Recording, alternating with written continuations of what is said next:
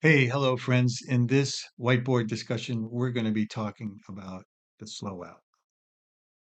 So, to review, we were talking about the three kinds of speed, and that is increasing speed, decreasing speed, and then the constant speed. Last time we talked about the constant speed with the equal spacing, and today we're going to be talking about the slow out, which is the increasing speed. Right. So before we begin that discussion, we actually have to talk about some physics. And we're going to be talking about the law of inertia that Newton came up with. And the law of inertia states that if a body is at rest or moving at a constant speed in a straight line, it will remain at rest and in a straight line until it's affected by an outside force. So what does that mean? So let's say we have this object here, and let's say we'll call it a bowling ball. It's going to stay there forever unless it's acted upon by an outside force. What would be that outside force? It could be a number of things, but it could be a collision, creating it to move. It could be a push, and it could be a pull. Now, in the sense of a collision, that could be, let's say, a bullet that's in the chamber of a gun, and then the explosion of that gunpowder propels that bullet to go out the chamber at the exact same force that the gunpowder exploding creates, so that it transfers all that energy straight into the bullet, and the bullet has nowhere to go except outside that chamber, and it will just shoot out at a very high speed right from the beginning. That's not a slow out. That's just an explosive force that has a different kind of spacing than the slow out. So what we're talking about really are basically pushes and pulls. So what's a good example of a push and what's a good example of a pull? Well, pushes can be created by a person, obviously, someone pushing an object. If we all remember pushing our car that ran out of gas or something like that, and you realize that it takes a while to start to get it to move because it's very heavy. Now, another object can move it, not in the sense of a collision, of course, because we that's not what we're talking about in this little lecture. So let's say we have a truck that's pushing another car out of the ditch, helping it to get out or something like that. So that's an example of an object. There's plenty of examples of objects. But then we have also a push of nature. And one of the ones that come to mind is wind, right? So if there's a strong enough wind coming at this ball right here, if it's strong enough, it will actually start getting it to move. So that would be example of nature. Now in a pull, we have the person and we have the objects, and we also have the force of nature, and that would be most the most obvious example of that would be gravity, right? So gravity would be a pulling action, and that will, obviously pulling it into the center of the earth. So we have this, let's say we have this gentle slope here, and then it goes really steep, right? And maybe levels off over here. So if this bowling ball was on top of this slope, it might have a very slow movement until gravity starts to push it down, right? And then it starts to accelerate and then we'll come to a stop later on. So we're talking about the slow out part and the spacing that goes with that. All right, so let's get into the spacing part. We have this ball. I'm just going to rough it in here for now. And then it's going to be moving across the page like this, right, in this direction.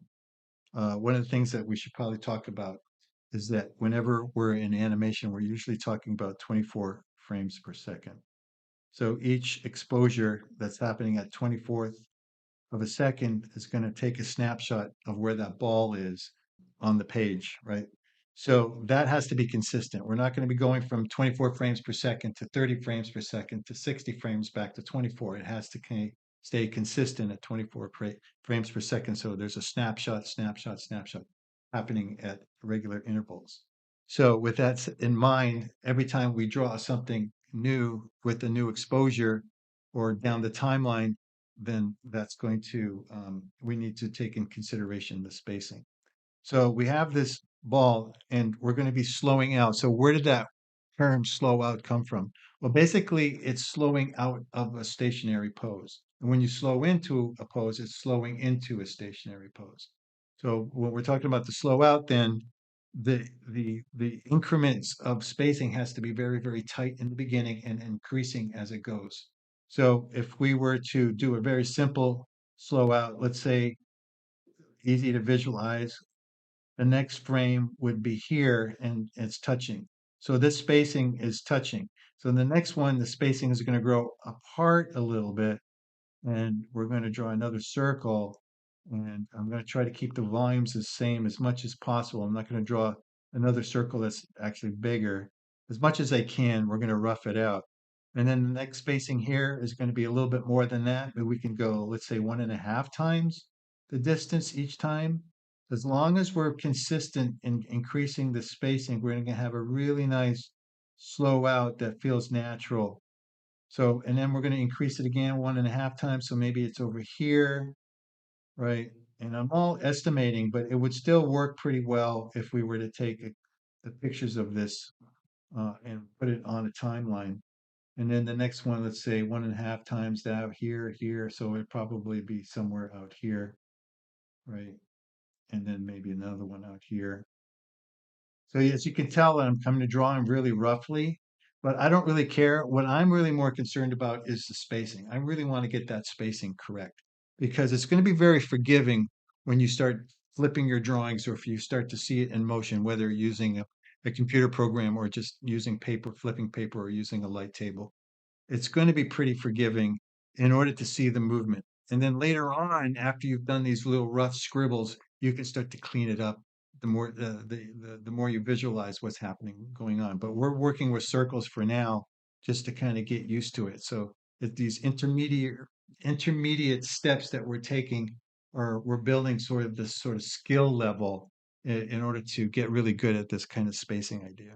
So with the circle, the tight spacing that we need to do in most of the time is going to be, I'm going to try to draw a kind of a clean circle here. So the circle, it's kind of what we did with the constant spacing is that the circles are going to overlap. So I'm going to use a different color. And let's say the spacing is really tight. So we're going to make the next ball a little bit moving just slightly, right? So we're going to do something like that, and then we're going to draw another one. Now I'm just drawing on top of it so you can see the spacing, but if you're going to make it move, you're going to have to do it on another piece of paper or on another frame that's in your computer program, like Toon Boom, Harmony, or Rough Animator, whatever you're going to use. TV Paint, I think, is another one you could use. So there's a bunch of them out there that you can actually start to experiment with this. I am drawing everything by hand. I'm not going to use a template circle that you can get from any of the computer programs and just sort of duplicate it and copy it because this is not going to help you as a 2D animator because you want to be able to draw these rough pictures here, these rough shapes, and then later on you can go clean them up. But you're exploring the spacing. You need to get something down really quickly, so you don't have to worry about getting a really super clean drawing. We're just worried about the spacing, so don't get anxious about putting down a really clean line.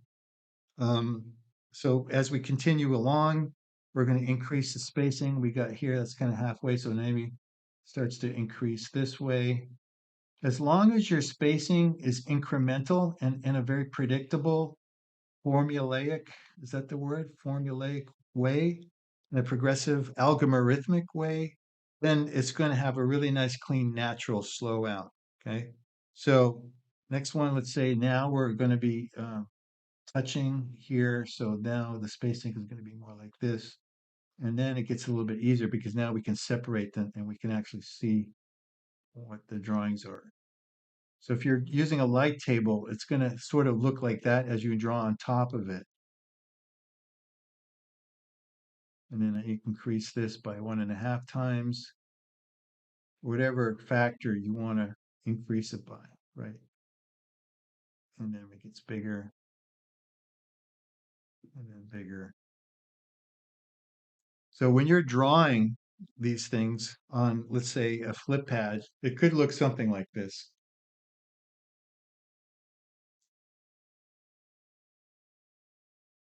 as it gets faster. All right, so the next thing that we could probably talk about here is the muscle pulling aspect of the slow out for. So for instance, let's say we have this person, and I'm just going to represent it by these very simple shapes. So here's the head, and here's the torso, and then we have these arms that sort of just dangle here and then here. And what we want to do is kind of raise this arm a little bit. And actually, let's say, for instance, he's weightlifting and he's going to be lifting the weights and he's got the barbells and he wants a straight arm, so he wants to actually exercise the deltoid muscles in this case. But one of the things that we have to take in consideration is that because it's moving and it's moving from this radius, right? There has to be an arc that we have to consider, and it's moving from this radius, this radial point right here, this pivot point. So uh, much like you would see like in a clock with the minute hand moving around, and then we have the increments of time. This is going to be moving in a circular motion, and then this radius right here has to remain consistent as it's moving across, right? And so we have to sort of create that same kind of arc. So what we might want to do is measure this and then create that arc so that it doesn't look like the arm is shrinking and growing as it's moving along. So on a 90-degree angle, it probably be right around here, and then 45-degree angle should probably be around here. And now we can sort of create that arc as it's going here, and it's a big circle, and then here is the radius. And we're going to kind of figure out the spacing of that so that it slows out, right? So we're slowing out of this stationary dangling position. So remember the laws of inertia. It's going to, it has to be motivated by an outside force, and that's going to be these deltoid muscles here that are going to lift it up. So we can say that, let's say the spacing is going to be here. We're going to create our sort of spacing chart and then try to make it increase and accelerate to the point that might be a little bit too much, like maybe right here and then right here. So let's make this a little bit more obvious, the spacing. So we can use that as our guide to create this arm moving up. So let's do the second position right here. And it's going to overlap a little bit as we go here, kind of like we did what we did with the circle, right? Let me get another color and move that up and then create that spacing here. This is kind of like a fist. All right, then we'll move up to the next spacing. That would be here.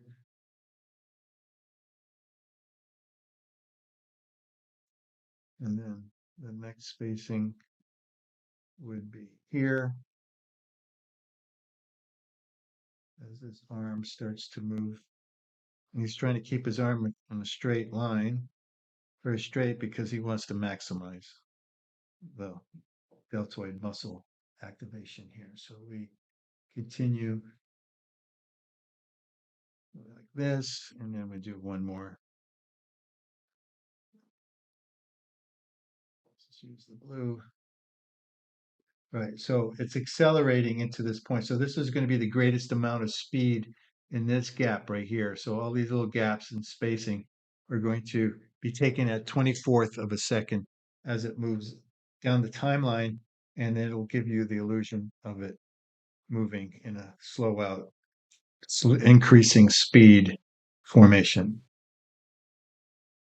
All right, so next thing we can talk about, let's say we are going to animate a rocket ship. Okay, so we have a rocket ship is on this planet and it's going to be taking off. So let's make a really simple shape. We're going to make kind of a triangular shape, and then we have these just really rough for now, right? And we're going to make it take off. And so what we want to do is indicate the spacing again. So it's starting off right here. We're going to measure the tips and we're going to go in this sort of straight line. And then we're going to measure that spacing. So let's just first figure out the spacing here. It's going to start off very close together and then start to increase, increase, increase, increase, increase. So as we're drawing this, we have to keep all the volumes the same. And then we're going to increase it by this much, right? And then we increase it again. Now remember, of course, you're not going to be drawing on the same page. You're going to be drawing this on a separate piece of paper or on a different frame as you go down the timeline.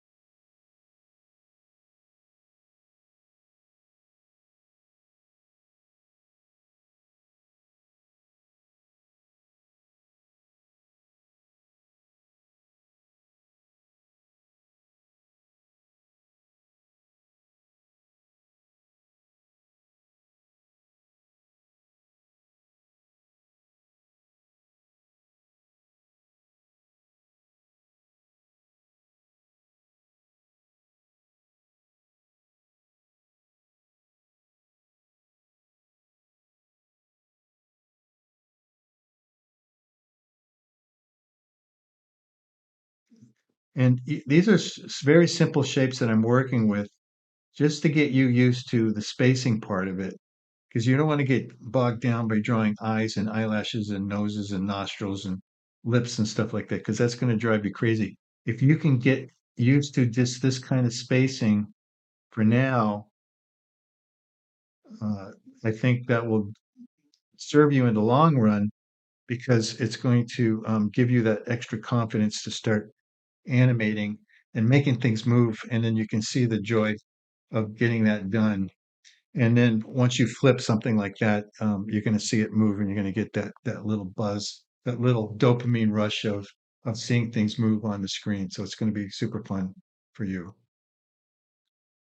All right. So now I want to do one more thing to add a little bit of complexity to this whole idea of spacing. I want you to start rotating the circle. So again, let's get this happening here. Let's draw kind of a fairly large circle. And what we're going to do is we're going to space it out again, but we're going to add a little bit of a rotation. Let's say there's a little bit of a bump on top of this, right? It's going to be rotating. You know, as it rotates, when the bump hits the surface, it's going to go a little bit higher. So, all right, so let's create. I'm just going to use the blue for now, and I'm going to start spacing it out this distance here.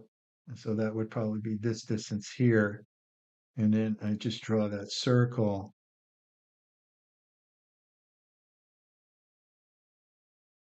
So as it moves that distance, then that little bump is going to move that distance as well. So, right. And now we're going to move it again, and we're going to move it a little bit more. So let's say over here, and we'll see how that lands.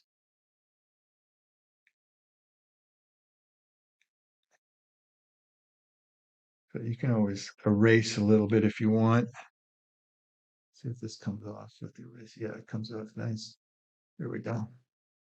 And then we're going to have that ball, it's going to move a little bit faster. So it's moving this distance. So that might be over here. And then we're going to draw another circle. So we got this. Now let's say it's going to move this distance from here to there. And again, let's try to keep those circles consistent in their volumes. Really important. in 2D animation to keep the volumes consistent, or else it's going to look weird. It's going to look very morphy if it doesn't have that. So now we're moving that distance. So now actually, now we see that move. So that's probably going to end up bumping over here. So hey, wait a minute. We're going to have to erase this because it's going to actually